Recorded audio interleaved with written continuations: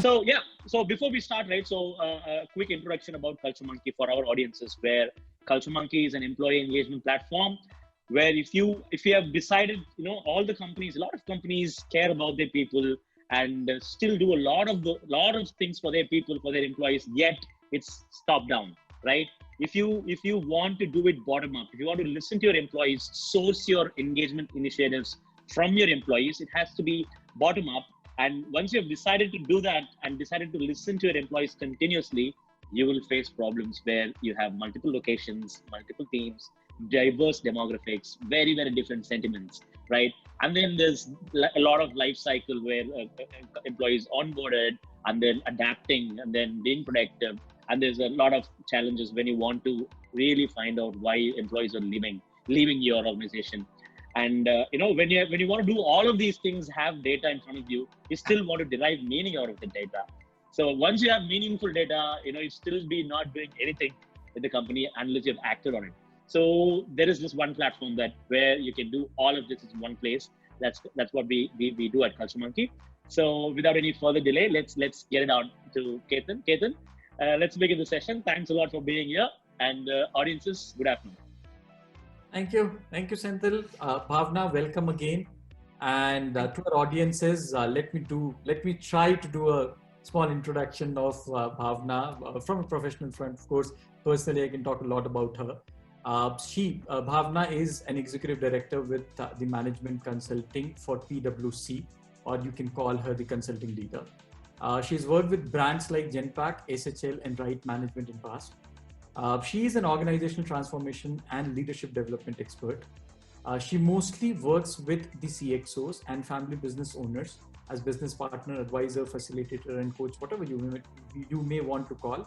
But she helps them drive the business for future, from readiness to future.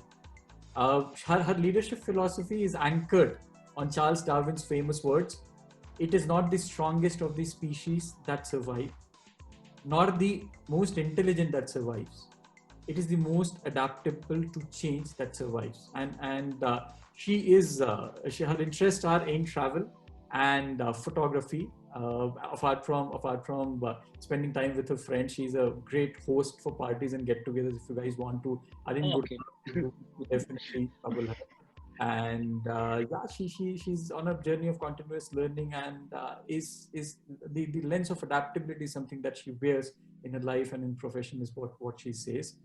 I know her from my MDI days, a dear friend, and I know we had shared amazing memories. I'm not gonna trouble the audiences with that, but I'm possibly will call Bhavna again separately and talk about those. But definitely one of the things I thank MDI for, to give me a friend who I can call, and I can tell you guys, she's at a she's done really well for herself because of who she is. She will continue doing well, but a message from me and call from me and her giving time means a lot to me. So I looks like I've done few good stuff in my life. So Bhavna, thank you again for joining in, and welcome to Culture Club, an episode by Culture Monkey.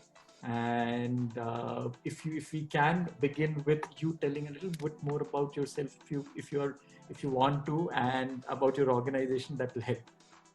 So, as part of PwC, and over the course of my consulting career, what I've really been doing is working with organizations, whether it is multinationals, whether it is startups, whether it is Indian business houses, whether it is family-owned businesses, to really help them think about being future ready.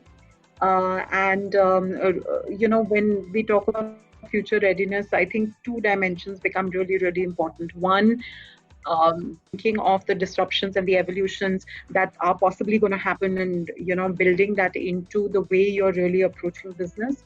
And two, your people, the people that you have around you, the processes, the ways of working, are they rigid to the point of not being inclusive of any changes, or are they dynamic and flexible and very often agile and responsive to changing environments, changing stimuli from different sources, right?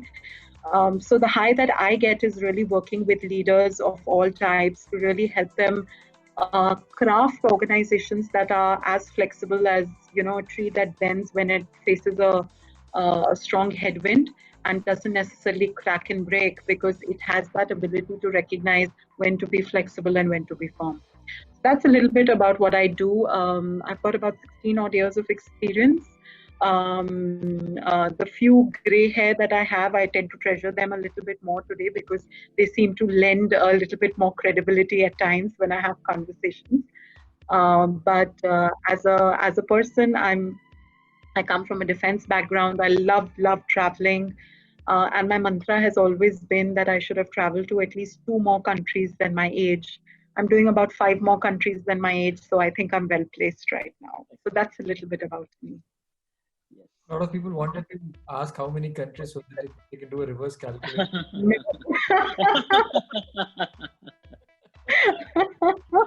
Right. Thank you so much for that.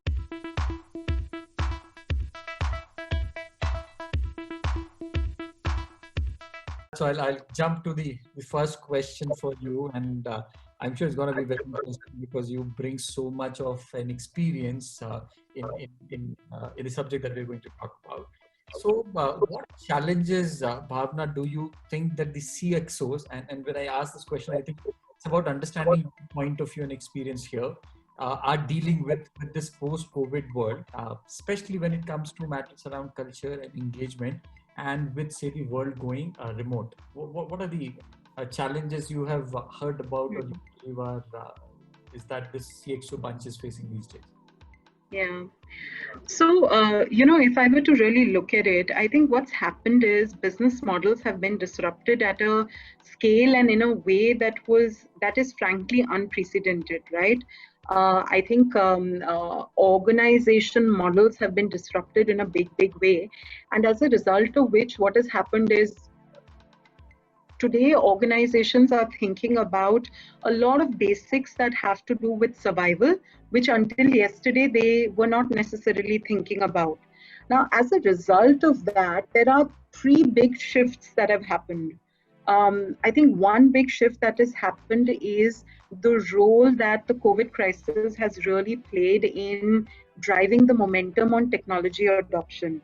A lot of organizations conceptually got it. A lot of organizations were ahead of the curve, but more than 50% of organizations were still grappling with what their technology thumbprint needed to be, right? And in today's environment, at least over the last 6 months, there is an inordinate amount of focus on the digital strategy and the technology roadmap for the organizations to enable people to work from home, right? So that's one big change.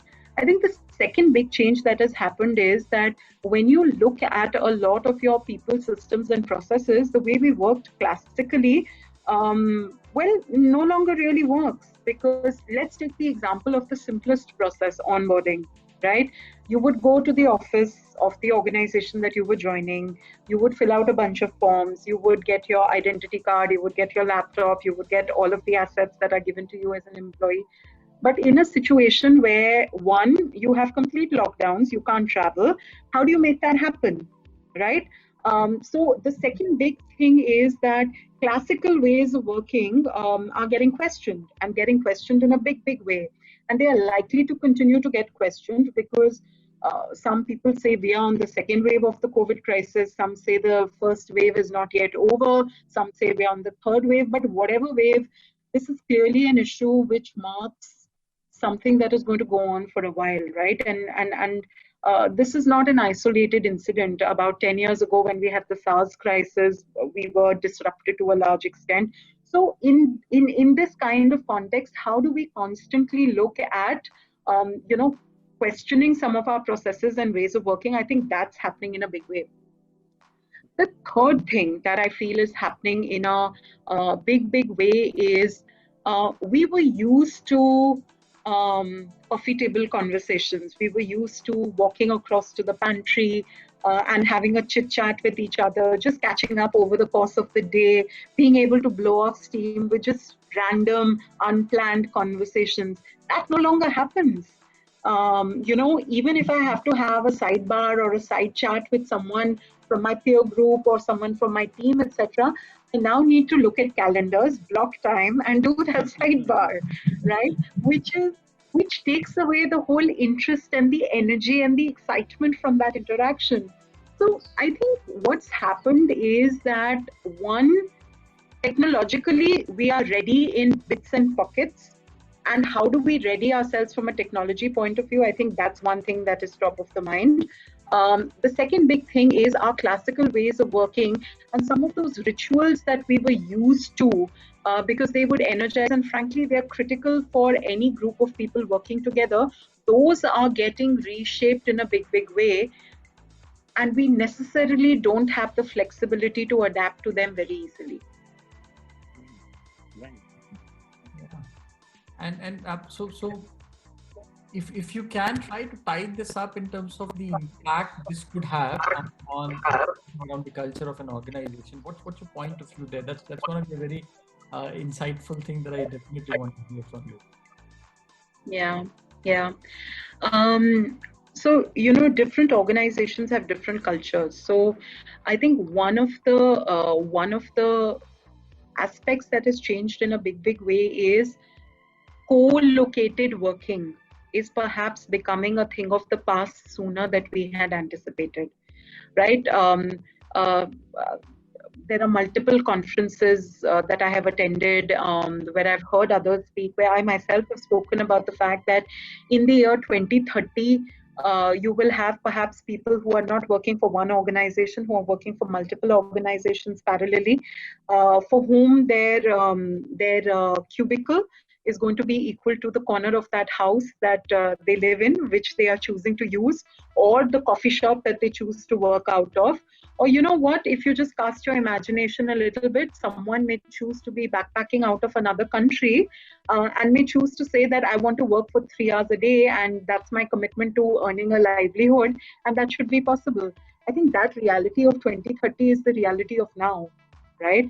More and more organizations that I'm talking to are talking about working from anywhere, right? And how do you enable working from anywhere at the drop of a hat?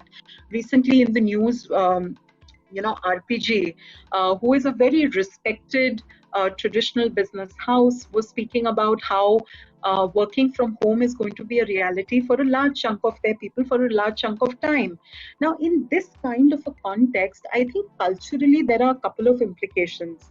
One, how do we measure productivity?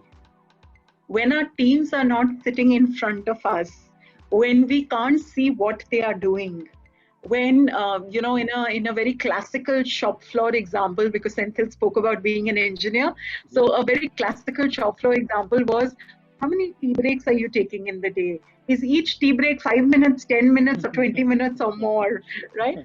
So when you can't see what people are doing, have our performance processes really evolved enough to say that we are outcome driven, and it doesn't matter if you achieve the outcome in a day, 2 days, 5 days, or 2 hours, right? So I think that is one implication which is there, that how do we measure productivity, and therefore culturally, what are we doing more of? So are we asking for people to fill out timesheets? Are we asking people to just do check-ins regularly?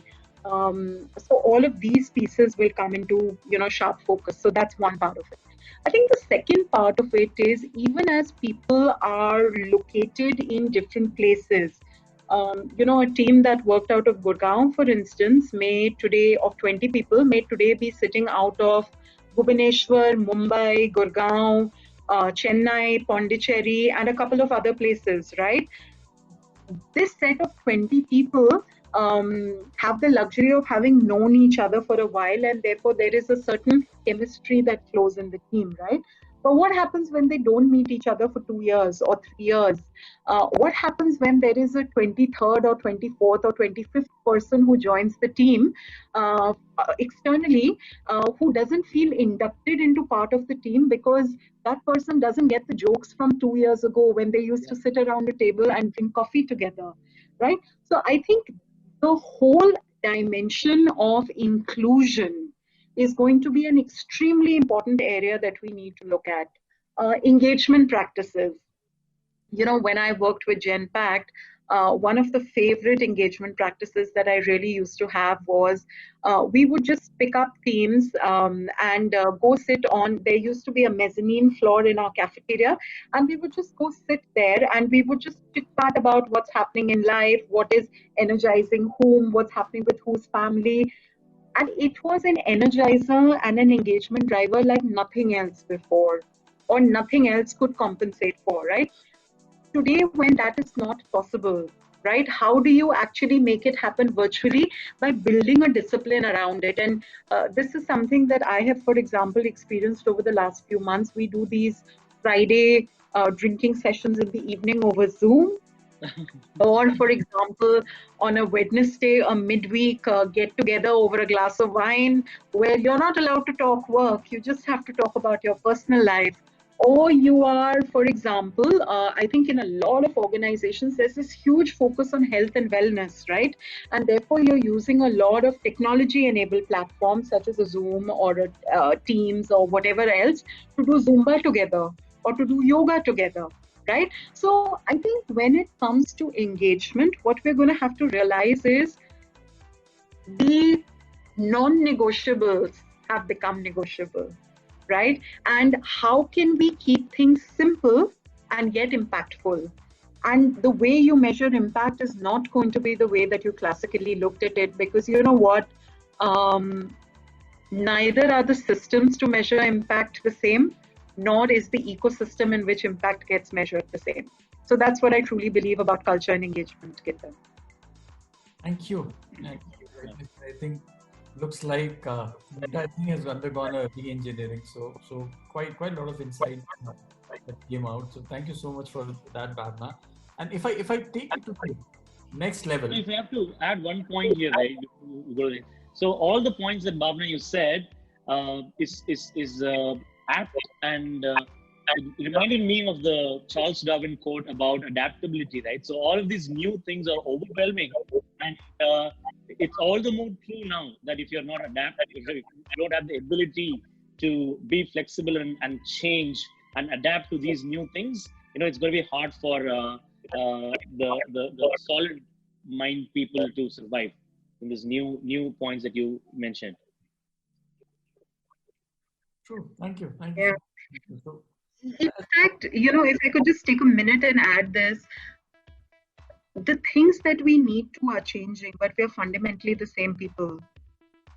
So the other linked aspect to this is going to be, how do we continuously upskill ourselves to remain relevant to this changing curve? Because that's going to be an important one.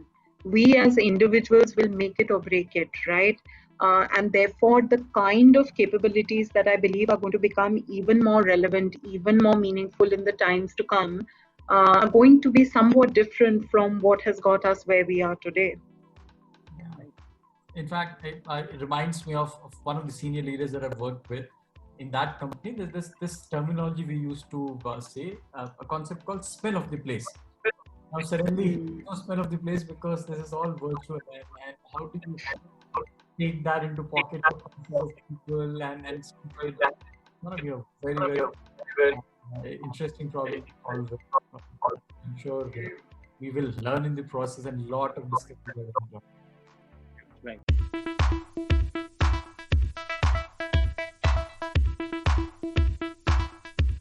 What do you think is the silver lining here? What has it done to organization which was something that has been like pending for long, we're not moving in that direction? What is that one thing you believe that COVID has brought to organization? What's that silver lining? I'm reminded of a joke that did the rounds at the beginning of the COVID crisis. And that joke, very simply put, was, who is responsible for your digital strategy? Is it your CEO? Is it your chief digital officer? Or is it COVID? Right? Now, we all know the response to that one in a lighter vein. But I think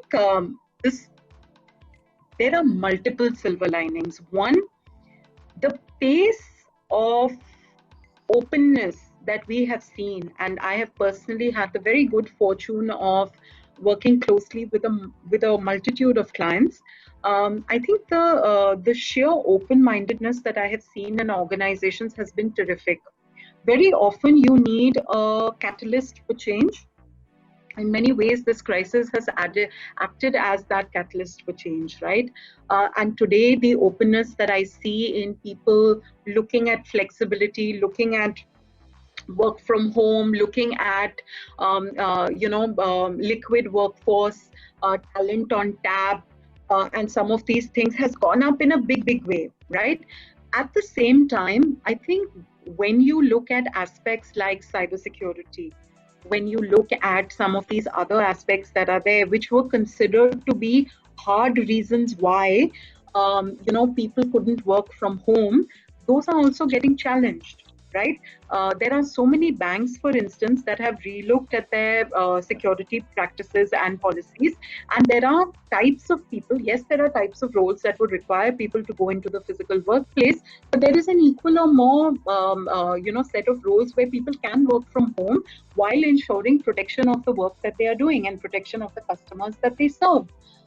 So I think that is one big silver lining. The second big silver lining to me is just the focus on inclusion.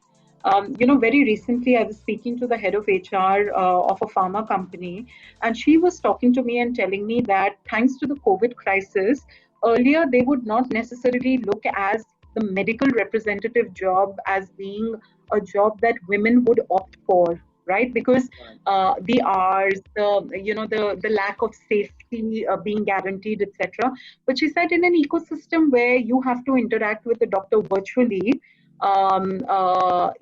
it's almost obvious to say, why wouldn't women want to be medical reps, right? When they bring the same skill set in any other way. So I believe the other silver lining is really this whole focus on inclusion. We can bring diverse views, voices, perspectives in like never before. And I think a lot of organizations are truly using this time to connect with their purpose, to connect with the values that drive them, and really look at simpler ways to make that happen. So I don't know if that answers your question, Ketan, but for me, those are two silver linings that I definitely see. No, it's definitely a very interesting perspective, especially I think on the diversity and inclusion is an eye-opener. I can only tell you from my personal experience that my appreciation of what it takes to manage house is suddenly shot up by 100 times. I'm sure it has happened about understanding what it takes to do work also. But, definitely, I think that those walls and ceilings that were related to gender or education and broken a lot of those for pretty much. But the way you put across, I think it's been amazing. So thank you for calling that. That's very powerful. Yes. I think this is the 9th episode that we're doing. And, this is the first time it's definitely, like you said, it's an eye opener for us as well. The inclusions part in this as a silver lining as a very new point. Thanks. Thank you.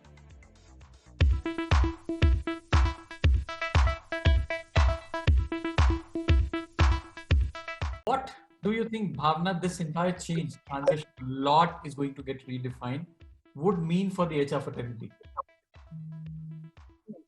Yeah. We have to fundamentally relook at how we add value, right?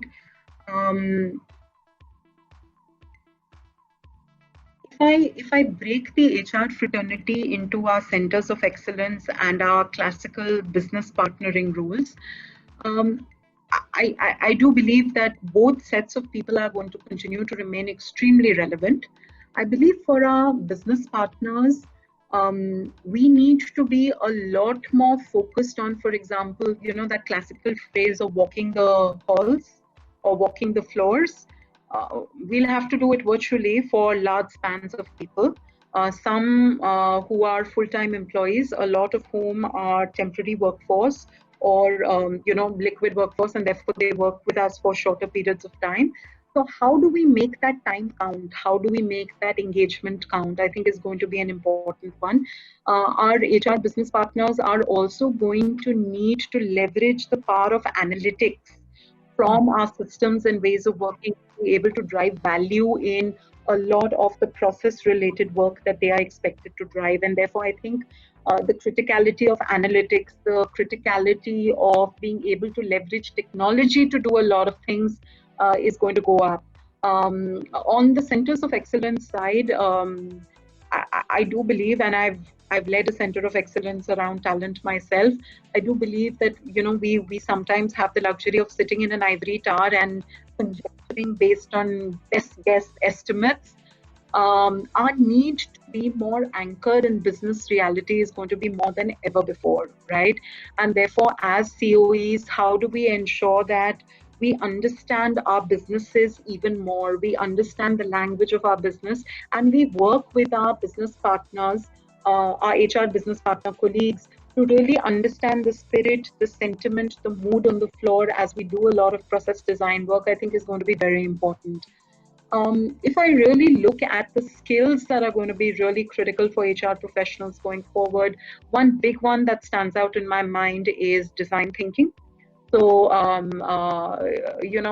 Tech Mahindra, for instance, has been recently recognized for the terrific work that Harsh, Vendra Soin, and the HR team are really driving. And when I was doing a conversation with Harsh, he emphasized the whole focus on human-centric design, right? And that is something that every single HR person needs to appreciate and implement, right? So that's one.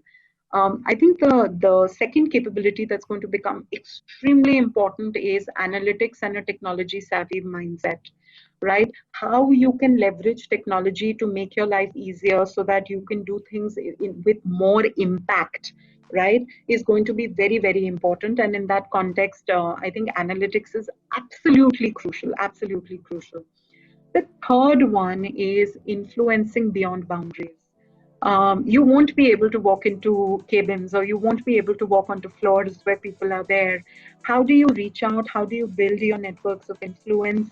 Even though you are possibly going to do that over a screen very often, or over WhatsApp, or over emails, etc. I think that's going to be extremely important. And the fourth thing, which I feel has always been relevant but assumes even greater relevance today, is business appreciation.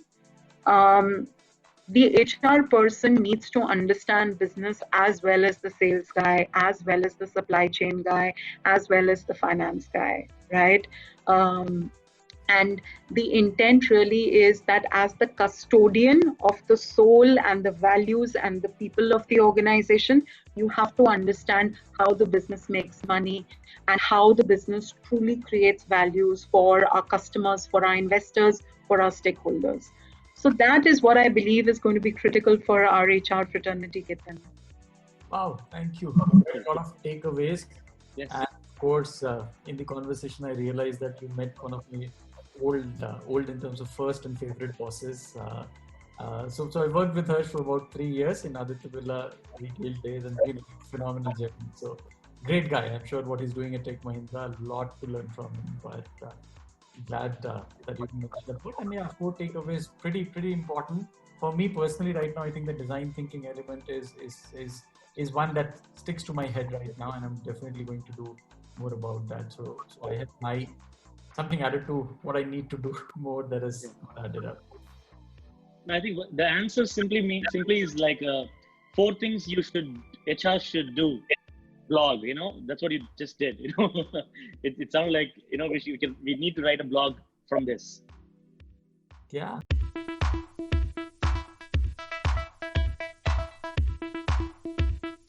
Yes. What are the new you want them to be open to or embrace to? And for somebody who believes a lot in what is the power of being adaptable, what are the messages that you want to give to people out there? Yeah.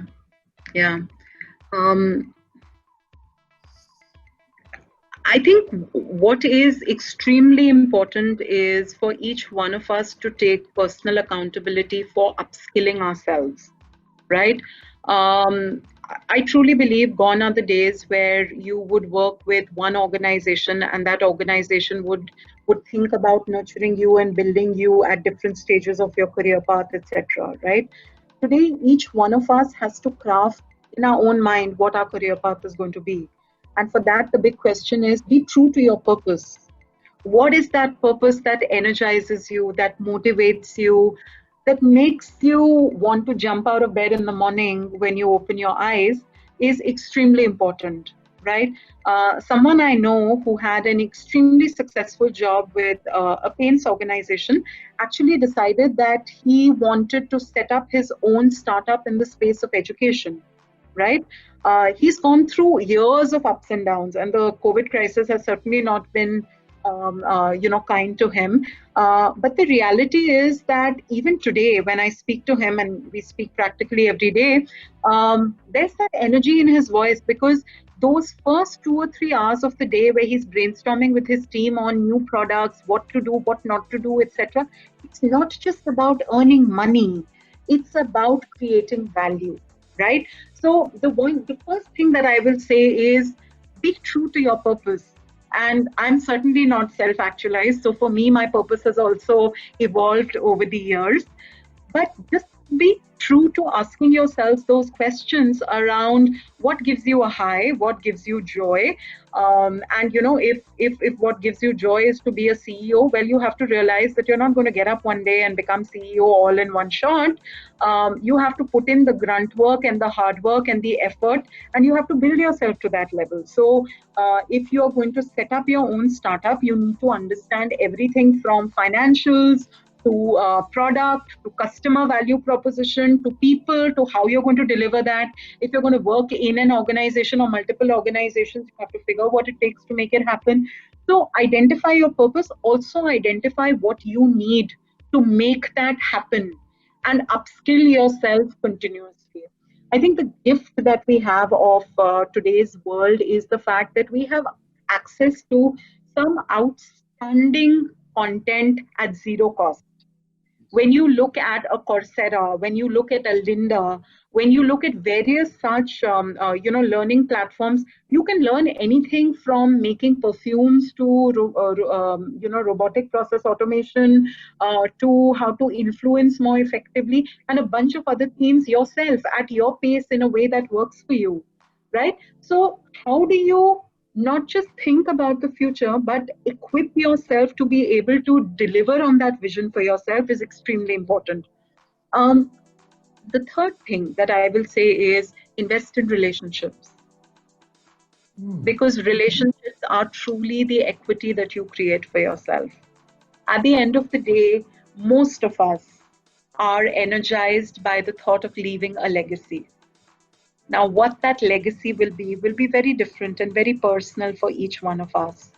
But the relationships that we invest in become the path for us to deliver on that legacy, right? And therefore, I would say that human beings, because we are social animals, we thrive on relationships. And that is going to be even more critical in the coming world, because even as technology becomes more vital, I think the human in human being also needs to be more vital. Wow, thank you. Thank you. That's so amazing, powerful, and of course, the coach in me is right now bubbling up to a lot. But thank you so much for calling those out, and guys. Trust me, what she said is absolutely gold mine. Pause it, go back, listen to this again. But these are very, very important things of how you can focus and take charge of what you want to do in life, on the purpose, reskilling. Super amazing. Coming from somebody like Bhavna means a lot of it, but do listen, wait, and understand what she's trying to say. Bhavna, thank you so much for that one again. Entirely my pleasure, and all the very best to everybody. It's an exciting world out there, and I think the beauty is to rediscover something in an ecosystem that is uncharted. I often feel that we are doing what the Starship Enterprise did at some level, which is figuring out a reality which is somewhat uncharted. So all the best to everybody.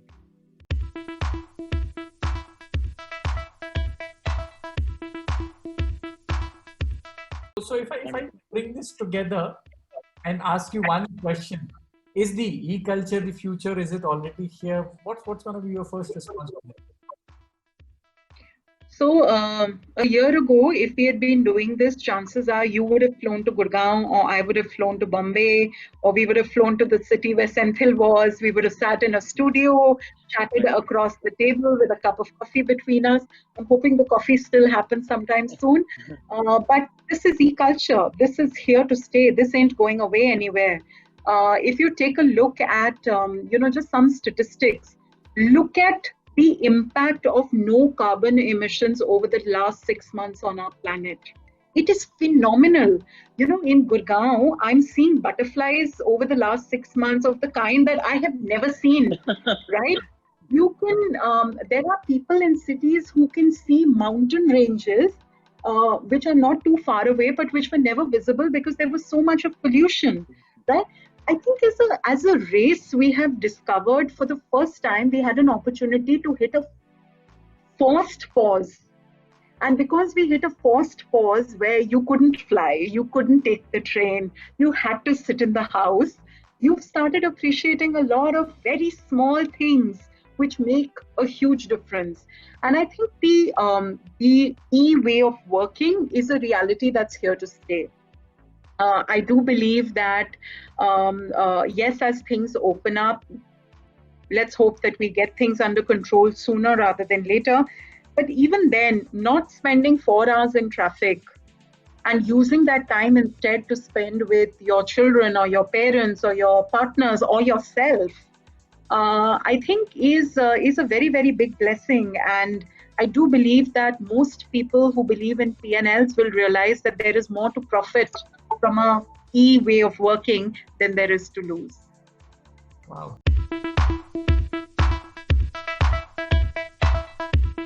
Shoot 5 kind of rapid fire questions to you, Bhavna, and it will be interesting to get your views on it. Are you ready? As ready as I'll be. All right. So if not HR as a profession, what would you have chosen? When I say HR and consulting, you work that you're doing, what would you have chosen if not this one? So the jury is still out there, but what I would love to do is set up my own coffee shop, which has a bookstore attached to it, just so that I can spend days meeting new people, enjoying the cup of coffee that I truly enjoy, along with the chocolate muffins that I truly enjoy, and hopefully create a few connects that give me an opportunity to give back. So, like I said, the jury is still out there. I may still do it. Thank you, and I'm sure you would have some special discount coupon for special people.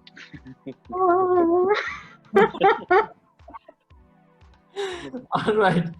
Now the second one, cooking, cleaning, or mopping during COVID, which was easier?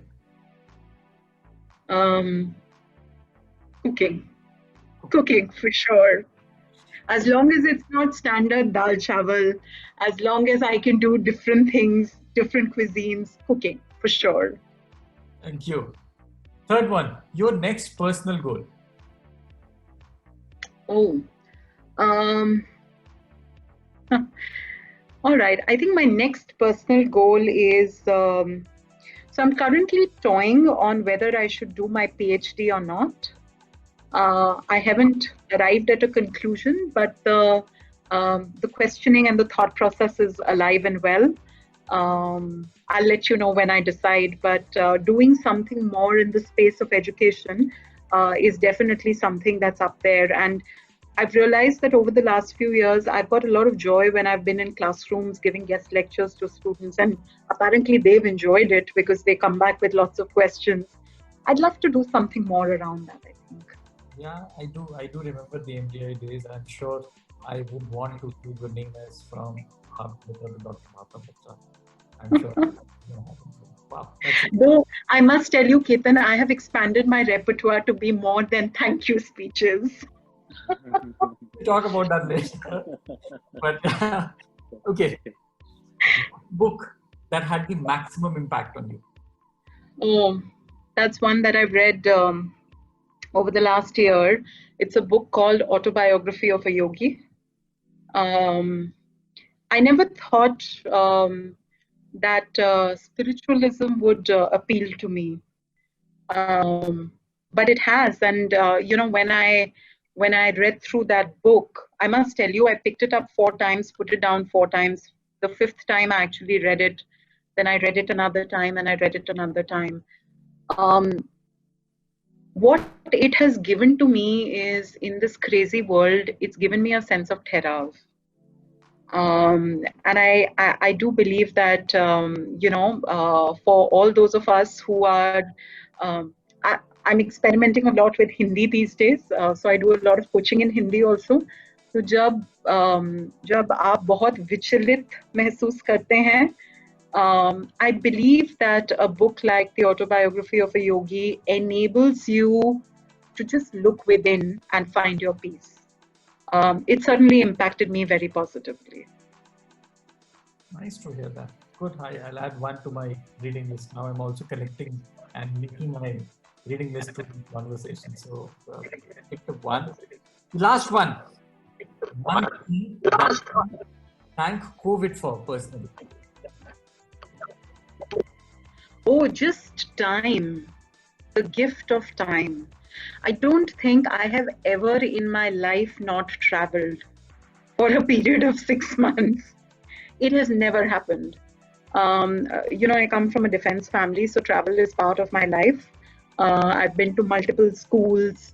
My father moved around the country quite a bit. And I realized my mother often says, "Tumhare पैरों के नीचे चक्कर बने हुए हैं." And I genuinely enjoy traveling. But I think I had reached that stage where, on multiple consulting assignments, you'd be in multiple cities. And there were a couple of times when I would open my eyes and I would think to myself, which hotel is this? Which city is this? Why am I here? I think the gift that COVID has given me is just the time to spend with my parents, my brother, loved ones, and of course the gift of Netflix and enjoying it. Guys, so thank you so much, Bhavna. Thank you so much, Senthil. That's mostly it from my side. Over to you, Senthil. Right.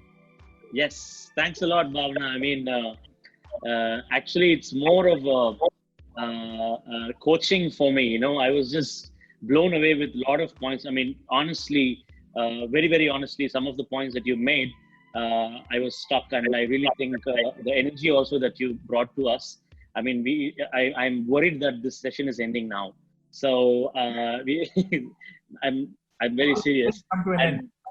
Yes, and I think we should it's just a season 1, right? So we will come back to you with a season 2 with a new theme, new topic, and in the interim as well, I will try and connect with you, and I want to learn more from you in terms of stealing some of your energy, because as an entrepreneur, I need all of that. Which it felt like I'm in a very safe place right now when you both were discussing, and of course, like you rightly said, thanks for giving us that gift of time.